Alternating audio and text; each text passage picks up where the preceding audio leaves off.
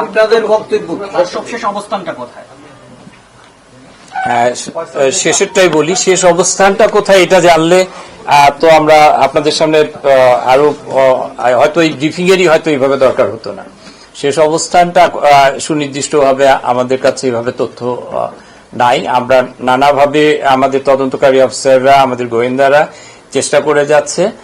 আর যেটা আপনি বলেছেন যে উনি সে আসামি বর্ডার পার হয়ে চলে গেছে কিনা, এই বিষয়টা আমাদের কাছে সুনির্দিষ্ট তথ্য, আমরা এখনো কনফার্ম হতে পারিনি যে সে হয়ে চলে গেছে।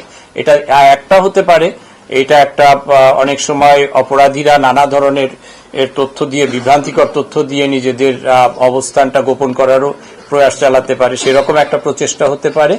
আমরা দেশের ভিতরে বা কোথায় সে আছে আমরা তার অনুসন্ধান তদন্ত আমরা চালিয়ে যাচ্ছি এবং যে কোনো দেশের ভিতরে কোথাও আছে কিনা থাকলে আমরা তাকে গ্রেপ্তারের চেষ্টা আমাদের চলমান।